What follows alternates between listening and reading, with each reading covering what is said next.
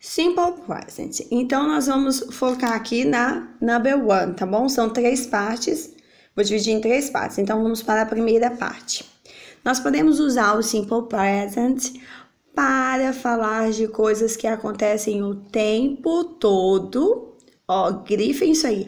O tempo todo ou repetidamente, como hobbies, hábitos, acontecimentos diários ou que acontece com certa frequência, tá bom? Então, esses que eu listei aqui, ó, eu dei um exemplo de cada um explicando também. Então, vai ficar bem tranquilo, vai ficar bem fácil, porque a gente vai destrinchar esse simple present, ok? Então, ó, number one, parte 1, é isso, certo? Então, ó, hobbies, hábitos, acontecimentos diários, o que acontece com certa frequência.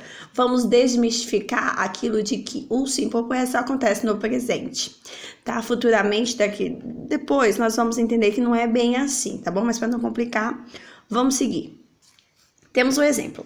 I study from Monday to Friday. Isso não é verdade, tá bom? Porque eu fico aqui até no domingo, até Sunday. Então, eu colocaria aqui, ó, to Sunday. Ou iniciaria aqui com Sunday, ok? From Sunday to Saturday, tá? De domingo a sábado. Porque eu estou estudando, sempre fazendo alguma coisa. Mas, enfim, tá? Vocês estudam de segunda a sexta, né? Então, aqui diz o seguinte, ó. Aqui dá uma ideia de coisas que acontecem repetidamente, tá? Sempre com uma certa frequência, repetidamente. Isso toda semana acontece, você estuda, beleza? Notem aqui, ó, já que estamos falando do simple present, nada mais interessante que observar os verbos.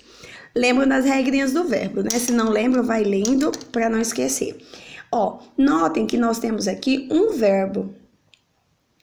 I study, eu estudo. E esse verbo termina em Y. Muito bem, very good. E ele é antecedido por consoante.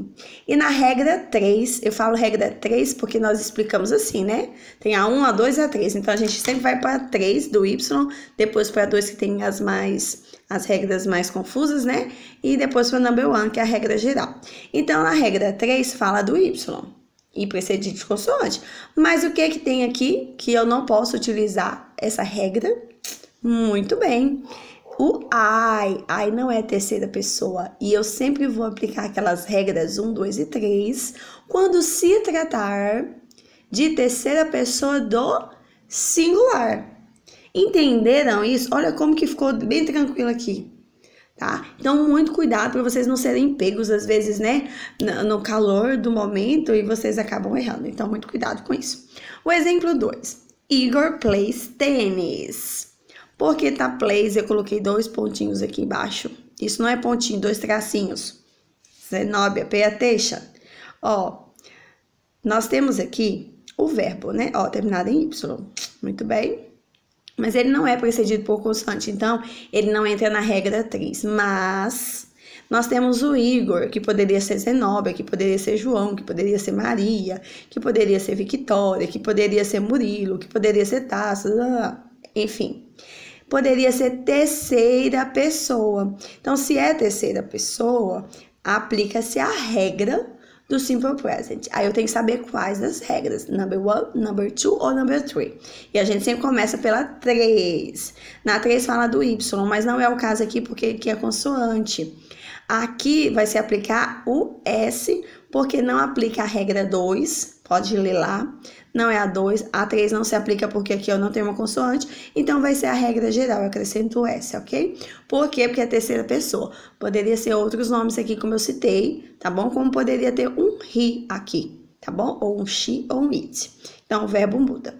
Ideia de hobby, tá? Que eu listei aqui, ó, hobby. Se você quiser grafar, depois eu vou fazer isso. Depois eu mando uma foto também. Vamos aqui, ó.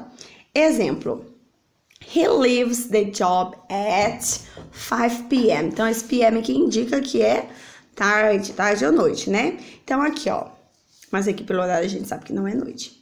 Então, ele sai do trabalho às 5. Vamos focar aqui no inglês. Ó, tem o verbo e aqui eu tenho a pessoa. Ela é terceira, primeira pessoa, ó, terceira pessoa do singular ou plural? É terceira pessoa e é do singular. Então, se é terceira pessoa do singular, eu tenho que observar o verbo. E, ó, termina com E. Então, a regra é a regra number 1.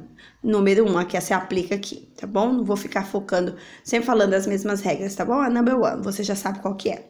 E depois nós temos aqui, ó, they always go to the farm, né? Então, aqui, ó, eles sempre vão para a fazenda. They é uma pessoa, só que é a terceira pessoa do plural. Então, não vai se aplicar, porque o go aqui, ó, continua com go, certo? Por quê? Porque não é terceira pessoa. Então, viu como que é fácil? Eu tenho que focar. É terceira pessoa, eu tenho que observar o verbo, porque haverá mudanças. E aí, eu tenho que saber qual mudança, se é da regra número 3, 2 ou 1, tá? Sempre vou dar 3 para 1, que eu acho que fica mais fácil. E aqui, ó, dá a ideia de algo que acontece com uma certa frequência, tá bom? A ideia de acontecimento diário. Então, eu exemplifiquei cada uma citada aqui, ok? Então, estudem e vamos lá que tem mais partes a serem estudadas.